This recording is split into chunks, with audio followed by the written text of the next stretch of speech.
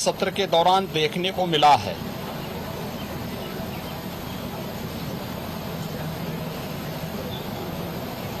विधानसभा सत्र को हंगामे के हवाले करना, प्रदेश के युवाओं, किसानों, महिलाओं और गरीबों के साथ भारी अन्याय है। मानसून सत्र में युवाओं के लिए,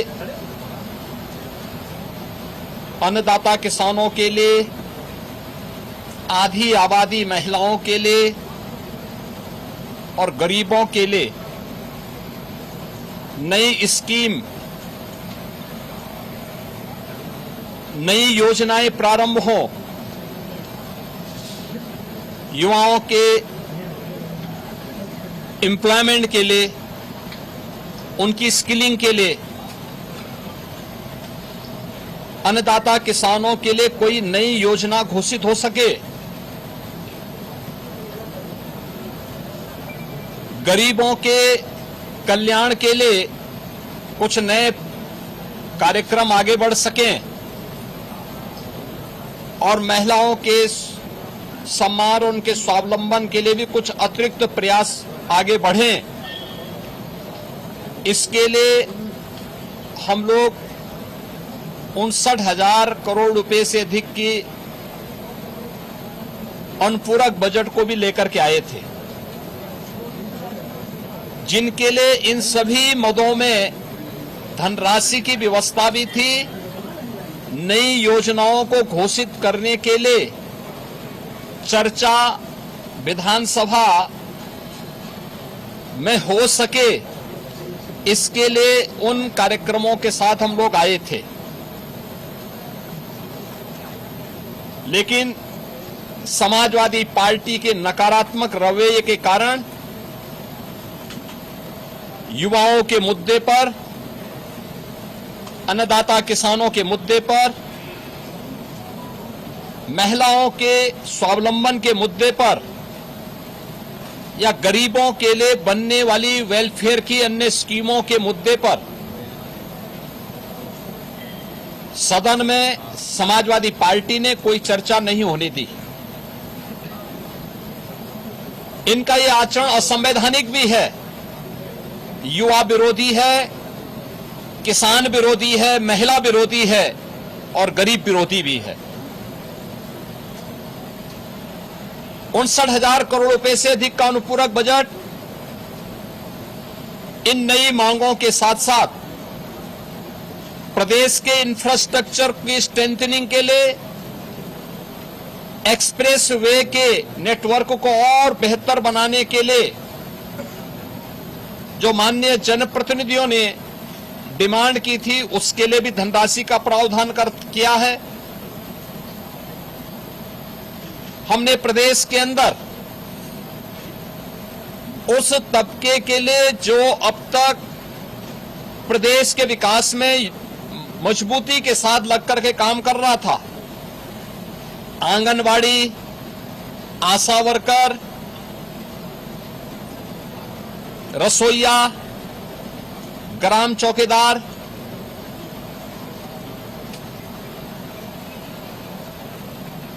आपके कोटेदार, इन सब के साथ साथ उस हरेक तबके को छूने का प्रयास किया था जिनके मानदेय बढ़ने हैं। निराश्रित महिला पेंशन, वृद्धावस्था पेंशन, दिव्यांगजन पेंशन में भी वृद्धि हो, चर्चा हो। जो लोग अब तक इन योजनाओं से जुड़ नहीं पाए थे, उन लोगों को जोड़ने का प्रावधान हो। इन सब पे सदन में चर्चा हो।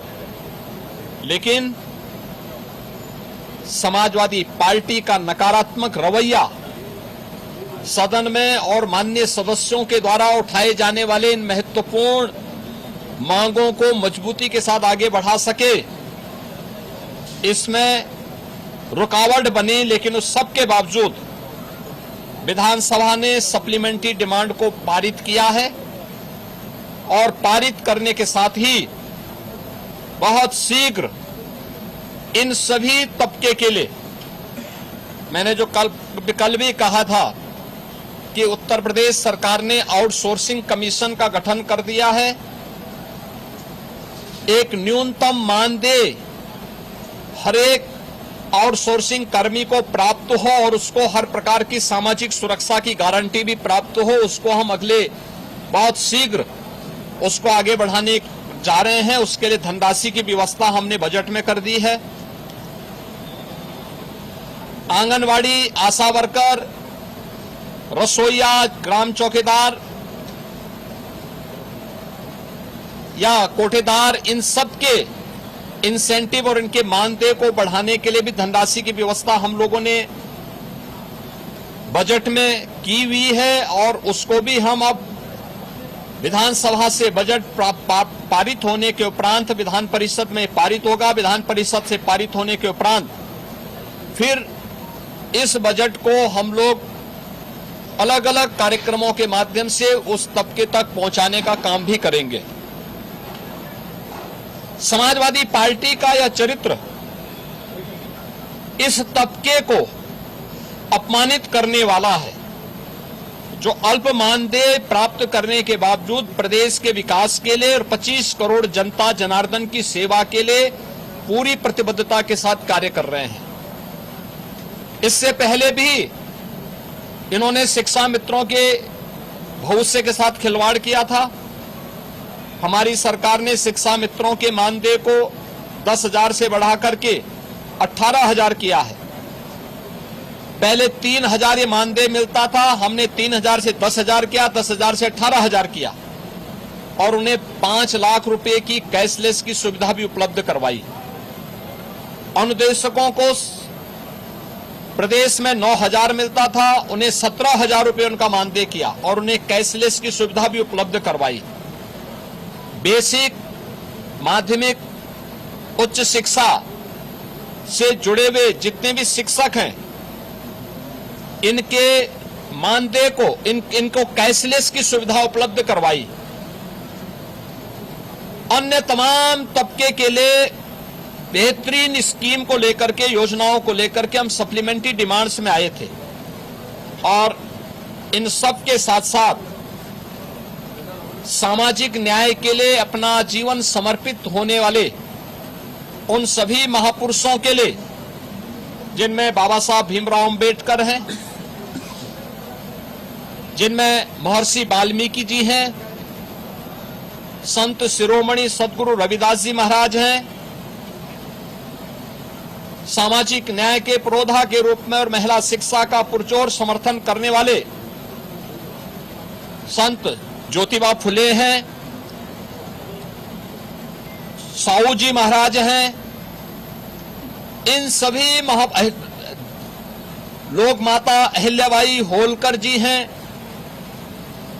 इन सब के बारे में भी हम लोगों ने इस बजट में चूंकि प्रावधान किया है 407 करोड़ रुपए उनकी मूर्तियों पे छाजन लगाने और सुरक्षित पार्क के लिए, बाउंड्री वाल के लिए इतनी धनराशि की व्यवस्था इस सप्लीमेंट्री डिमांड्स में थी, वह न पास हो, इसके लिए समाजवादी पार्टी ने लगातार सदन की कार्रवाई को बाधित किया, लगातार व्यवधान पैदा करने का लगातार प्रयास किया। लेकिन इनके व्यवधान के बावजूद सप्लीमेंट्री डिमांड्स विधानसभा से पारित हुई है। विधानमंडल से पारित होने के उपरांत ये सभी कार्य तय सीमा के अनुरूप आगे बढ़ेंगे और सामाजिक न्याय के सभी पुरोधाओं को, सभी महापुरुषों को भी सम्मान मिलेगा।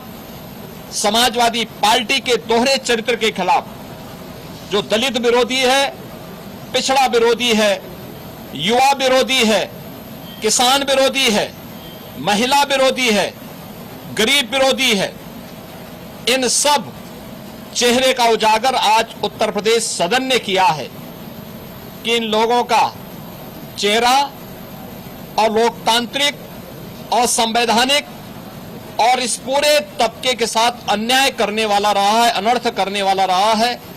समाजवादी पार्टी के इस अलोकतांत्रिक और संवैधानिक व्यवहार को, जो शर्मनाक व्यवहार लगातार सदन में देखा गया है, हम इसकी निंदा करते हैं और प्रदेशवासियों को इस बात के लिए आश्वस्त करते हैं कि डबल इंजन की एनडीए सरकार ने पिछले 9-9.25 वर्ष के अंदर जिस प्रतिबद्धता के साथ समाज के प्रत्येक तबके के हितों के लिए कार्य किया है, उसी प्रतिबद्धता के साथ यह अभियान बिना रुके, बिना डिगे, बिना थके आगे बढ़ेगा।